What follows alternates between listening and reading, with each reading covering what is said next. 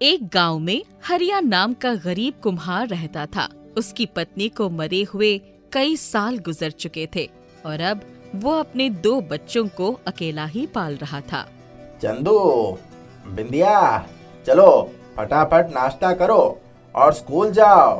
पिताजी, हमारी छुट्टी पड़ गई है होली की। अच्छा हाँ, मैं तो भूल ही गया था। त्योहार है तो अब आपका भी काम खूब चलेगा ना? अरे बेटा, ये होली है, दिवाली थोड़ी है कि दिए बिकेंगे और मेरी कमाई होगी। खैर, तुम उसकी चिंता ना करो। आप वापसी पर हमारे लिए रंग लेते आना, ठीक है? हरिया काम पर चला जाता है और चंदू और बिंदिया घर से बाहर खेलने निकल जाते हैं। वो लोग पानी से खेल रहे होते हैं कि तभी उनके अमीर पड़ोसी श्याम का बेटा राज एक महंगी पिचकारी लेकर वहाँ आ जाता है और उन्हें चिढ़ाने लगता है।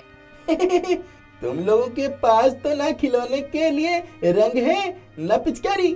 तुम देखो, मेरे पापा तो विदेश से महंगी पिचकारी लाए हैं। हरिया जब काम से वापस आता है तो चंदू उसे पूरी बात बताता है और कहता है, मुझे भी पिचकारी चाहिए। पर बेटा, मुझे कुछ नहीं सुनना, मुझे पिचकारी चाहिए मतलब चाहिए। हरिया चंदू की ये जिद देखकर परेशान हो जाता है और अगले दिन वो ज्यादा से ज्यादा काम करने की कोशिश करता है, पर फिर भी इतने पैसे नहीं जुटा पाता कि एक पिचकारी ले सके। उसे खाना और पिचकारी में से एक चीज चुनना पड़ता है और वो खाना चुनता है। आप पिचकारी नहीं लाए? बेटा, मुझे खाना लाना था, समझा कर। मुझे नहीं खाना है खाना। चंदू, जिद नहीं करते। नहीं, रहने दे बिंदिया। मैं पिचकारी खरीद नहीं सकता तो बना तो सकता हूँ। मैं तुम लोगों के लिए खुद पिचकारी बनाऊंगा। हरिया चंदू और बिंदिया के लिए मिट्टी से पिचकारी बनाता है। वो दिखने में तो बिल्कुल असली पिचकारी जैसी थी, पर वो किसी काम की नहीं थी। जब चंदू और बिंदिया उसे राज के सामने लेकर जाते हैं तो राज उस पर अपनी महंगी पिचकारी मार देता है, जिससे वो टूट जाती है। बड़े आ गए मिट्टी की पिचकारी वाले, हैं? अरे तुम क्यों उन गरीबों के मुंह लगते हो बेटा? जाने दो। चंदू और बिंदिया रोते हुए हरिया के पास पहुंचते हैं और उसे पूरी बात बताते हैं। हरिया भी ये सुनकर परेशान हो जाता है। उसके कुछ समझ नहीं आ रहा था कि अब वो क्या करे। चंदू और बिंदिया खाना खा के सो जाते हैं और हरिया बेचैन होकर बाहर टहलने लगता है। तभी उसके पास एक परी आती है। मैं जानती हूँ कि तुम क्यों परेशान हो हरिया। तुम कौन हो? मैं एक परी हूँ और मेरा काम सच्चे और अच्छे बच्चों को खुश करना है। तुम्हारे बच्चों को पिचकारी चाहिए ना, तो ये लो। ये क्या? पिचकारी कहाँ है? मैं तुम्हें एक पिचकारी भी दे सकती थी, पर उसमें तुम्हारा कुछ नहीं होता। अब मैंने इस चाक पर जादू कर दिया है। इससे जो तुम पिचकारी बनाओगे वो जादुई होगी और उसमें बच्चों के लिए तुम्हारा प्यार भी होगा। हरिया परी का धन्यवाद करके पिचकारी बनाने बैठ जाता है। वो एक बहुत ही प्यारी पिचकारी बनाता है और अगली सुबह चंदू को देता है, पर चंदू मिट्टी की पिचकारी देखकर लेने से मना कर देता है। तो हरिया उसे वो पिचकारी चला के दिखाता है। अरे, ये तो चल रही है। अब तो बहुत मजा आएगा। ला ला ला ला। तुम लोग फिर आ गए अपनी मिट्टी की पिचकारी लेकर। एक टूट गई तो समझ नहीं आया तुम लोगों को कि ये किसी काम की नहीं है। लाओ, ये भी तोड़ देता हूँ। काश मेरी पिचकारी में कीचड़ भरा होता तो मैं इसके मुंह पर मार देता। अच्छा, तो तेरी ये पिचकारी चलने लगी और तू कीचड़ भरकर पिचकारी चला रहा है। अभी तोड़ता हूँ तेरी पिचकारी में।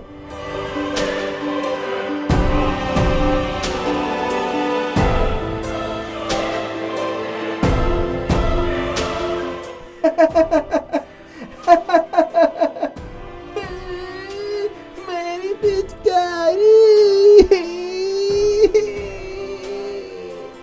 चंदू, इसमें हमने कीचड़ तो नहीं भरा था, तो इससे कीचड़ कैसे निकला? मैंने बस सोचा था कि काश इसमें कीचड़ होता। मतलब ये जादुई पिचकारी है। हम जो सोचेंगे इसमें से वही निकलेगा। मैं अभी अपने पापा को बुला कर लाता हूँ। राज वहाँ से रोता हुआ चला जाता है और इधर चंदू और बिंदिया अलग अलग तरह के रंगों से होली खेलने लगते हैं। वो जैसा सोच रहे थे वैसे ही रंग उनकी पिचकारी से निकल रहा था। उनकी पिचकारी उनकी कल्पना के मुताबिक अपना रूप भी बदल रही थी। कभी वो एक बंदूक बन जाती थी तो कभी तीर कमान। ये सब देखकर वहाँ आसपास के बच्चों की भीड़ लग जाती है। वाह क्या पिचकारी है, इसके सामने राज की पिचकारी तो कुछ भी नहीं है। ये मेरी जादुई मिट्टी की पिचकारी है।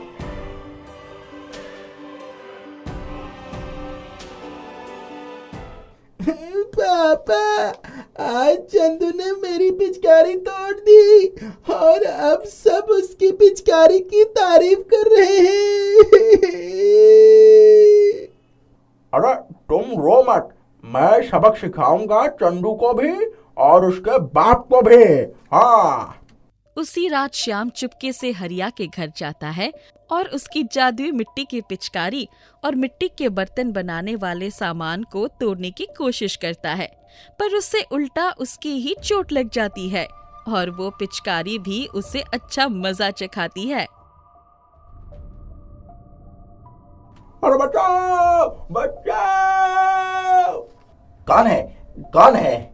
हरिया, चंदू और बिंदिया तीनों की आंख खुल जाती है। वो लोग देखते हैं कि पिचकारी में से आग निकल रही है और श्याम चिल्ला रहा है। हरिया उस पिचकारी को पकड़ के बंद करता है और श्याम से पूछता है, तुम यहाँ क्या कर रहे हो? मुझे माफ कर दो हरिया, मैं अपनी बेइज्जती और तुम्हारी तारीफ बर्दाश्त नहीं कर सका और यहाँ तुम्हारी पिचकारी और सारे सामान को तोड़ने आ चला था, पर इस जादुई मिट्टी की पिचकारी ने तो मेरा ही बैंड बजा दिया। राज ने चंदू की पिचकारी तोड़ने की कोशिश करी थी, इसीलिए उसकी पिचकारी टूट गई थी। इसमें चंदू या बिंदिया की कोई गलती नहीं थी। उसे भी समझाओ और तुम भी समझो कि मिलकर खेलने से प्यार बढ़ता है, लड़ने से कोई फायदा नहीं है। हाँ, मैं समझ गया। श्याम वहाँ से जाने लगता है तो हरिया उसको रोकता है और उसे एक मिट्टी की पिचकारी बनाकर देता है और कहता है, ये राज को दे देना, कहना हरिया चाचा ने दी है। हाँ जरूर। उस दिन के बाद से चंदू, बिंदिया और राज तीनों मिलकर खेलते हैं और खुशी खुशी रहते हैं। वीखम गांव में एक दही पूरी वाला रहता था। फेरी करके मोहल्ले मोहल्ले में दही पूरी बेचा करता था। उसका नाम टिल्लू था। दही पूरी खाओ, ताजे दही का करारा स्वाद पाओ, दही पूरी खाओ। ओए कौन है तू? यहाँ मोहल्ले में कैसे आ गया? है, निकल यहाँ से। टिल्लू की दही पूरी थी तो लाजवाब, पर क्योंकि एक फेरी वाले की तरह वो दही पूरी बेचता था, इसलिए उसे कोई खास ग्राहक नहीं मिल पा रहे थे। कुछ उसे रोककर दही पूरी खाते थे तो कुछ उसे मोहल्ले से भगा दिया करते थे। एक दिन दही पूरी बेचते बेचते तेज बरसात होने लगी। टिल्लू के ठेले में कोई छत नहीं था, इसलिए एक बड़े से पेड़ के नीचे उसने ठेले को खड़ा कर दिया। और कितनी परीक्षा लेंगे भगवान, ऐसे में तो मैं बर्बाद हो जाऊंगा। पूरी तो दूर, अभी तक दही का खर्च भी नहीं निकाल पाया हूँ। लगातार हो रहे इतने नुकसान को कैसे सहूंगा मैं? मेरे घर वाले क्या खाएंगे जब मैं कमाऊंगा ही नहीं। ऐसे ही बारिश रुकने का इंतजार करते करते टिल्लू अपने मन में सोच रहा था। तब तक एक जोर की बिजली उस पेड़ पर चमकी और बगल के सूखे पेड़ पर जा गिरी। हे भगवान, तेरा शुक्रिया, मेरी जान तूने बचा ली। अचानक से बारिश और भी तेज हो गई। बौछार इतनी तेज थी कि टिल्लू और उसका ठेला दोनों लगभग भीग गए। ठेले पर रखा सारा दही पूरी का सामान बारिश के पानी से बर्बाद हो चुका था। यही बस होना बचा था, बर्बाद तो होना ही था। शायद आज ही वो आखिरी दिन था। टिल्लू रोते हुए अपनी किस्मत को कोसने लगा। बारिश रुक ही नहीं रही थी, तूफान की तरह तेज थी। रास्ता ठीक से दिखाई नहीं दे रहा था। रात हो चुकी थी। टिल्लू ठंड से बेहोश होकर उसी पेड़ से सटक कर लेट गया। टिल्लू बेहोश होकर रात भर पेड़ के नीचे लेटा रहा और बारिश रात भर होती रही। सुबह हुआ तो बारिश थम चुकी थी और लोगों ने टिल्लू को उठाकर अस्पताल में भर्ती करवा दिया था। मैं कहाँ हूँ? तुम अस्पताल में हो, पेड़ के नीचे बेहोश पड़े थे। गांव के लोगों ने तुम्हें यहाँ भर्ती करवाया है। मेरा दही पूरी तो बारिश में खराब हो चुका होगा। मेरा ठेला लेने मुझे जाना होगा। अभी नहीं जा सकते तुम, तुम्हारी तबीयत ठीक नहीं है। माफ कीजिएगा, मैं ठीक हूँ और मुझे जाना होगा। टिल्लू अस्पताल से भागकर वापस उसी पेड़ के नीचे चला गया। टिल्लू ने पेड़ के नीचे जाकर देखा कि उसका ठेला वहीं पड़ा है और उस पर रखी सारी दही पूरी फिर से ताजा हो चुकी है। ये चमत्कार कैसे हुआ? दही भी ताजा है और पूरी भी गर्म है। किसने किया इतना? अभी मन में सवाल उठ ही रहे थे तभी भैया जल्दी बनाओ एक प्लेट दही पूरी। टिल्लू बिना कुछ सोचे समझे ग्राहक को दही पूरी बनाकर खिला दिया। एक ग्राहक के दही पूरी खाते ही भैया हम लोगों को भी एक एक प्लेट खिलाओ। अभी लीजिए शानदार दही पूरी। ग्राहक खाकर टिल्लू की तारीफ करते गए। 3 ग्राहक जाने के बाद एक साथ 6 ग्राहक आए। उन्हें भी एक एक करके टिल्लू ने दही पूरी खिलाया और सब तारीफ करते हुए गए। जैसे जैसे ग्राहक दही पूरी खाते जाते थे, उनकी संख्या के 2 गुना ग्राहक अपने आप आ जाते थे। धीरे धीरे टिल्लू की सारी दही पूरी कुछ ही घंटों में खत्म हो गई। रात को जब टिल्लू अपने घर गया तो उसके घर वाले चिंतित थे। कहाँ चले गए थे? 2 दिन होने जा रहे थे। उस बरसात की रात से हमें कितनी चिंता हो रही थी। टिल्लू ने उस रात से लेकर अस्पताल पहुंचने तक और वापस ठेले पर जादू से दही पूरी वापस आ जाने तक की सारी कहानी अपनी पत्नी को बताई।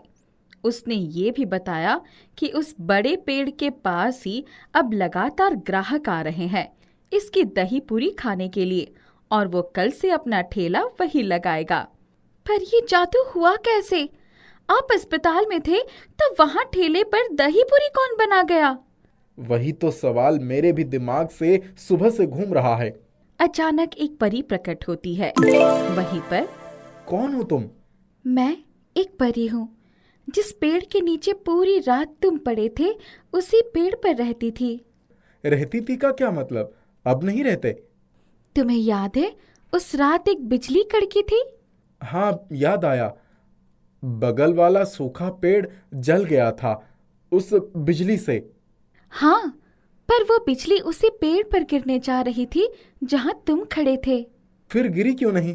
क्योंकि तुम्हारी उम्र अभी मरने की नहीं हुई थी और बची है। यही वजह थी कि वो बिजली उस पेड़ पर ना गिरकर बगल के पेड़ पर गिरी। अच्छा, फिर इससे तुम कैसे छूट गई? उस सूखे पेड़ में मुझे एक तांत्रिक ने कैद कर रखा था। बिजली गिरने से मैं आजाद हो गई।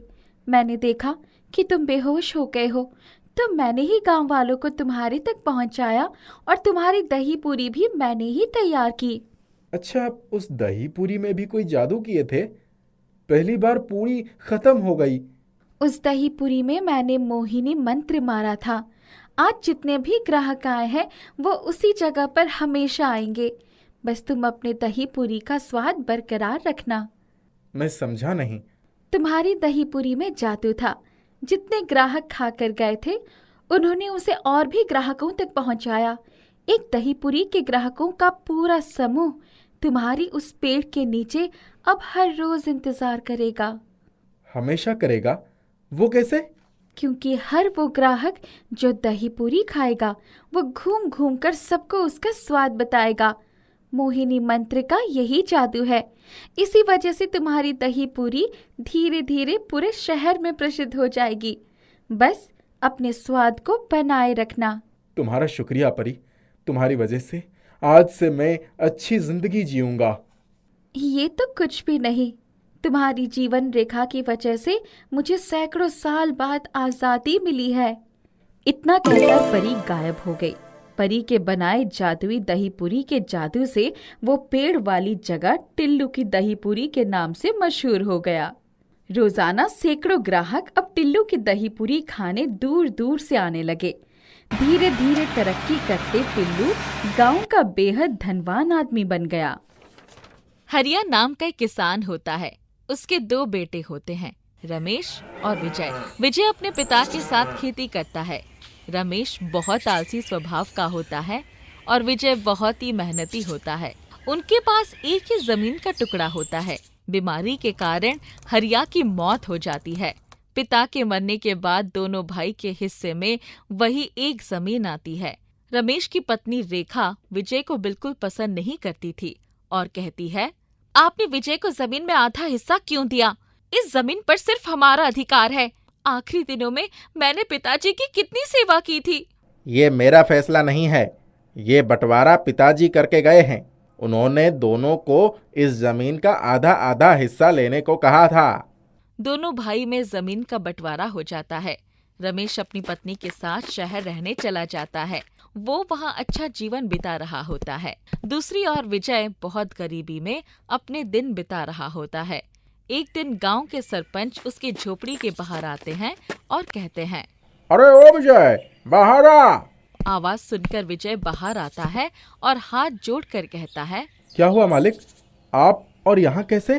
तुम्हारे भाई ने तुम्हारे पिताजी के इलाज के लिए मुझसे पैसे उधार लिए थे। उसने पैसे मुझे चुकाए भी नहीं और यहाँ से चला गया। और मुझे आज ही मालूम हुआ कि उसने उसके हिस्से की जमीन भी बेच ली है। इसीलिए अब तू उसका कर्ज चुका या फिर अपनी ये जमीन मुझे दे दे।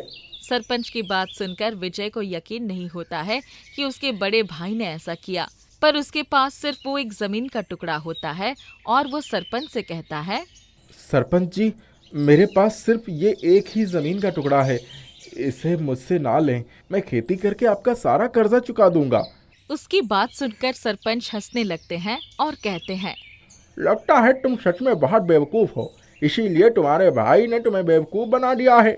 सरपंच की बात विजय को समझ नहीं आती है और आप ऐसा क्यों कह रहे हैं? अरे तुम्हारे भाई ने तुम्हें बंजर जमीन का हिस्सा दिया है।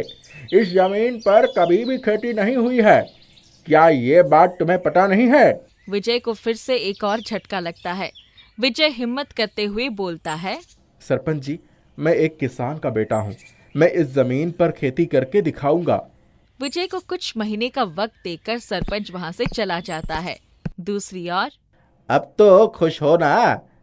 अब समझ आया मैंने उसे वो जमीन का टुकड़ा क्यों दिया था। मान गए आपके दिमाग को। उधर विजय परेशान होकर अपनी जमीन के टुकड़े के पास आकर बैठ जाता है। तभी वहाँ से कुसुम नाम की लड़की रोते हुए जा रही होती है। उसे देखकर, तुम्हें क्या हुआ? तुम रो क्यों रही हो? मेरी चाची ने मुझे घर से निकाल दिया और इस दुनिया में मेरा कोई नहीं है। उसकी बात सुनकर, अगर तुम चाहो तो मेरी टूटी झोपड़ी में मेरे साथ रह सकती हो। उसके बाद कुसुम विजय के घर चली जाती है। अगले दिन दोनों मंदिर में शादी कर लेते हैं। विजय उसे अपनी जमीन और कर्ज के बारे में सब बताता है। ये सब सुनकर, आप चिंता मत करो, हम दोनों खूब मेहनत करके उस जमीन पर सब्जियां उगाकर दिखाएंगे। उसकी बात सुनकर, पर कैसे? मेरे पास तो खाने को भी पैसे नहीं हैं, तो मैं बीज और खाद कहाँ से लाऊं? विजय की बात सुनकर कुसुम अपने कानों से अपनी बाली निकालती है और कहती है, ये माँ पिता की आखिरी निशानी है, आप इसे बेचकर पैसा ले आओ। नहीं, मैं ऐसा नहीं कर सकता। कुसुम विजय को काफी समझाती है। आखिर विजय मान जाता है और सरपंच के यहाँ वो कान की बाली गिरवी रखकर कुछ पैसे उधार ले आता है। उसके बाद वो कुसुम के साथ जाकर कुछ सब्जियों के बीज और खाद ले आता है। अगले दिन दोनों मिलकर पूरे दिन खेतों में फावड़ा चलाते हैं और विजय पूरे खेतों में सिंचाई करता है। दोनों दिन रात एक कर देते हैं। दोनों उस जमीन पर अलग अलग सब्जियों के बीज लगा देते हैं। कुछ ही दिनों में विजय के जमीन से सब्जियां उगने लगती है। ये सब देखकर, कुसुम देखो, हमारे खेत में सब्जियां उगने लगी हैं। कुसुम भी भाग भाग कर आती है। देखती है कि सब्जियां उगना शुरू हो गई है। ये सब देखकर दोनों बहुत खुश हो जाते हैं। उसके कुछ दिनों दोनों सब्जियों को बाजार में ले जाकर बेच देते हैं। सब्जियों की गुणवत्ता अच्छी होने के कारण सारी सब्जियां बिक जाती है। आमदनी काफी अच्छी होने लगती है। देखते ही देखते विजय सरपंच के सारे पैसा चुका देता है और अपनी पत्नी के कान की बालियां भी छुड़ा लेता है। ये सब देखकर, विजय, किसी ने सच कहा है, मेहनत करके हम कुछ भी कर सकते हैं। तुमने अपनी मेहनत से एक जमीन पर खेती करके ये साबित कर दिया, वो भी एक बंजर जमीन पर। उसके बाद सरपंच खुश होकर उसे अपनी कुछ जमीन पर भी खेती का काम दे देते हैं। विजय कड़ी मेहनत के साथ ऐसे ही काम करते रहता है। कुछ ही सालों में वो काफी अमीर आदमी बन जाता है। सारे गांव वाले उसका बहुत सम्मान करते हैं। दूसरी ओर रमेश का शहर में नौकरी छूट जाती है और वो काफी समय से बेरोजगार चल रहा होता है, जिसकी वजह से एक दिन, कितने दिन हो गए, तुम्हें न जाने कब नौकरी मिलेगी। मैं ऐसे नहीं रह सकती हूँ। मैं अपने माता पिता के घर जा रही हूँ। रेखा रमेश को छोड़कर वहां से चली जाती है। रमेश भूखा प्यासा इधर उधर घूम रहा होता है कि उस समय उसे अपने भाई के साथ किए व्यवहार पर पछतावा होता है और लगता है भगवान ने मुझे सजा दी है। मैंने अपने भाई को बेवकूफ बनाया। एक बार गांव जाकर उससे माफी मांग लेता हूँ। अगले दिन रमेश गांव पहुंचता है। गांव वाले उसे देखकर बातें करने लगते हैं। रमेश सीधे अपनी टूटी झोंपड़ी के पास जाता है और बहुत हैरान हो जाता है। वहां पर टूटी झोंपड़ी की जगह एक बहुत बड़ा घर होता है। बड़ी सी गाड़ी होती है। इतने में घर के अंदर से विजय कुसुम के साथ निकलता है। विजय ने बहुत अच्छे कपड़े पहन रखे होते हैं। ये सब देखकर अरे विजय कैसे इतना अमीर बन गया? इतने अच्छे कपड़े, गाड़ियाँ और घर कहाँ से आया? तभी विजय देखता है कि दरवाजे पर उसका बड़ा भाई खड़ा है। उसे देखकर, भैया आप और यहाँ, ये आपने अपनी कैसी हालत बना रखी है? रमेश अपने भाई से माफी मांगता है और उसे सारी बातें बताता है। उसकी बात सुनकर, भैया मुझ गरीब किसान को जमीन के टुकड़े ने ही इतना अमीर बनाया है, जिसे आपने बंजर और बेकार समझकर मुझे दे दिया था। रमेश फिर से माफी मांगता है। उसके बाद तीनों खुशी खुशी रहने लगते हैं। मिलवारपुर नाम का एक बहुत बड़ा और सुंदर गांव था। वो गांव देखने में इतना ज्यादा सुंदर था कि शहर के लोग छुट्टियों में वहीं आया करते थे। वह गांव पहाड़ों के पास में था, जिस वजह से उसकी सुंदरता दुगनी हो जाती थी। उसी गांव में पहाड़ों के पास ही एक छोटा सा घर था, जिसमें चिंटू अपने पिताजी के साथ रहा करता था। चिंटू गांव में घूमने आए लोगों को गांव, पहाड़ दिखाया करता था और वे लोग खुश होकर उसे कुछ खाने को या फिर पैसा दे दिया करते थे। पैसे मिलते ही चिंटू पहाड़ पर जाता था और वहां बैठकर अपने दोस्तों के साथ गप्पे लड़ाया करता था और सोने का सामान ले जाकर वही खाया करता था। चिंटू को अपनी जिंदगी बहुत पसंद थी, मगर उसके पिता प्रदीप को चिंटू का ये काम बिल्कुल पसंद नहीं आया। वो उसे हमेशा पढ़ाई के लिए डांटा करते थे। आखिर मैं तुम्हें कितनी बार समझाऊं, ये सब काम करने से तुम्हारा भविष्य नहीं सुधरेगा। तुम अपने पढ़ाई लिखाई पर ध्यान दो। क्या पिताजी, आपको मेरी ये काम से क्या समस्या है? देखिए, इतनी छोटी उम्र से ही मैं कितना अच्छा खासा कमाई कर लेता हूँ। मैं तो इस काम से बहुत खुश हूँ। प्रदीप चिंटू को समझाता है, मगर चिंटू प्रदीप की बात नहीं मानता है, इसलिए प्रदीप वहां से चला जाता है। चिंटू भी मजे करता हुआ गांव में घूमने लगता है। चिंटू का एक नील नाम का दोस्त था। नील पढ़ाई में बहुत अच्छा था। वो चिंटू का खास दोस्त था। चिंटू और नील अक्सर शाम में एक साथ बैठकर गप्पे लड़ाया करते थे। भाई नील, तू क्या इस पढ़ाई के पीछे पड़ा है? हम दोनों मिलकर लोगों को गांव घुमाया करेंगे और दोनों अच्छे खासे पैसे कमाया करेंगे, और जो जो चीज़ हम खरीदना चाहते हैं वो सब खरीदा करेंगे। नहीं भाई, तू मेरा बहुत अच्छा दोस्त है, इसीलिए मैं तेरे साथ रहता हूँ। पर मैं हमेशा तुझे ये काम छोड़कर पढ़ाई करने का ही सलाह दूंगा। भले आज तुझे ये छोटी कमाई बहुत बड़ी लग रही है, पर आने वाले समय में पढ़े लिखे लोगों का ही गुजारा है। मैं शहर देख कर आया हूँ, इसीलिए तुम्हें भी कहता हूँ, ये सब रहने दे और पढ़ाई पर ध्यान देना शुरू कर दे। क्या तू भी वापस वही बात लेके बैठ गया? और हमारा गांव इतना सुंदर है, भला मैं क्यों शहर जाऊंगा? मैं तो सारे शहर वालों से कमाई करूंगा। ऐसा कहकर चिंटू हंसने लगता है और फिर चिंटू और नील घर चले जाते हैं। अगले दिन इधर उधर कुछ ढूंढ रहा था। क्या ढूंढ रहे हो नील? कब से देख रहा हूँ इधर उधर घूमे जा रहे हो। अरे माँ ने मुझे पैसे दिए थे, बादाम शेक पीने के लिए। पता नहीं मुझसे पैसे कहीं गिर गए। इतनी सी बात, चल मैं तुझे बादाम शेक पिला देता हूँ।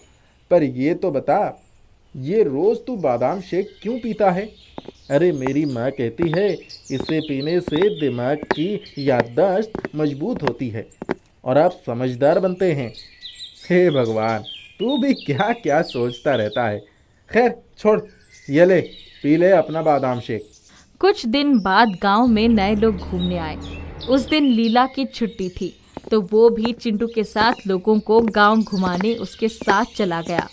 चिंटू लोगों को सब कुछ दिखा रहा था, लेकिन वो लोग विदेश से आए हुए थे, तो उन्हें चिंटू की भाषा समझ में नहीं आ रही थी। तभी वहाँ नीला आती है और उन्हें अंग्रेजी में सारी बातें बताती है। अंत में जाने से पहले वो लोग नील को बहुत ज़्यादा पैसा देकर जाते हैं। चिंटू ये देख बहुत हैरान हो जाता है। इसीलिए तो कहता हूँ पढ़ाई बहुत ज़रूरी है। देख, आज अगर वही सारी चीज़ें तू उन्हें दिखाता तो ये सारे पैसे तेरे ही तो होते। छोड़ यार, ये तो बस एक लोग थे, सभी ऐसे थोड़ी ही होते हैं। चल तू अपना बादाम शेक पी ले। चिंटू बादाम शेक की दुकान पर जाता है।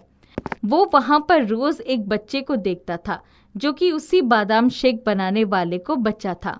वो बच्चा बहुत पढ़ने का चाह रखता था, पर उसके पिताजी के पास इतने में पैसे नहीं थे जो कि उसकी पढ़ाई के लिए वो दे सके। चिंटू का दिल बहुत ही साफ और दयालु था। चाचा जी, अगर आपका बेटा इतना ही पढ़ना चाहता है तो आप उसे स्कूल में दाखिला करवा दीजिए। इसकी पढ़ाई के लिए मैं आपको पैसे दिया करूंगा। चिंटू की ये बात सुनकर बादाम शेक बनाने वाले के आंखों में आंसू आ जाता है और वो चिंटू को ढेर सारा आशीर्वाद देता है। वाह भाई, तू अपनी पढ़ाई करता नहीं है और इस बच्चे के पढ़ाई के लिए पैसे देगा। मैं नहीं पढ़ता हूँ क्योंकि मुझे पढ़ने में मन ही नहीं लगता है, पर उस बच्चे को देख कितना शिद्दत से वो पढ़ाई करना चाहता है, तो अगर मैं उसकी मदद कर सकता हूँ तो मैं ये क्यों ना करूँ। तेरी मर्जी भाई, तू कर, तुझे जो करना है। कई साल बीत जाते हैं। अब चिंटू और नील बड़े हो चुके थे। नील अपने आगे की पढ़ाई करने के लिए शहर जा चुका था। फिर एक दिन वो वापस गांव आता है। चिंटू उसे देखकर बहुत खुश हो जाता है। क्या भाई, तू तो अभी तक वही गवार बना हुआ है। वाह, तो लगता है इसीलिए तूने इसे पढ़ाया था। नील चिंटू का मजाक बनाकर वहां से चला जाता है। चिंटू को ये सब बहुत बुरा लगता है। वो वहां से भागकर गांव के पहाड़ों पर बैठकर रोने लगता है। पिताजी बिल्कुल सही कहते थे, ये दुनिया बिना पढ़े लिखे लोगों के लिए बहुत बुरी है। उसे वहां इतना रेत दिखता है। एक बाबा आता उसके पास आते हैं। बेटा, मैं तुम्हें बचपन से देखता आ रहा हूँ। तुम बहुत ही अच्छे और नेक दिल इंसान हो। हमेशा तुम्हें हंसता खेलता हुआ देखा है, लेकिन आज पहली बार तुम्हें अपने अनपढ़ होने के लिए रोते हुए देखा है। चिंटू अपने दिल की बात बाबा को बताता है। बेटा, तुम इतने दयालु हो कि तुमने अपने आधे से ज़्यादा पैसे उस बादाम शेक वाले के बेटे को पढ़ाने में लगा दिया। तो अब वो बादाम शेक ही तुम्हारे काम आएंगे। तुम जब कभी उसके पास बादाम शेक पीने जाओगे, तुम अपने आप को एक समझदार व्यक्ति महसूस करोगे, लेकिन सिर्फ एक दिन के लिए ये हो पाएगा। वापस से ज्ञान पाने के लिए तुम्हें अगले दिन उसी की दुकान से एक गिलास और बादाम शेक पीना होगा। चिंटू को ये बात सच नहीं लगी, मगर फिर भी वो बादाम शेक पीने चला गया। बादाम शेक पीते ही मानो चिंटू के अंदर बदलाव सा आ गया।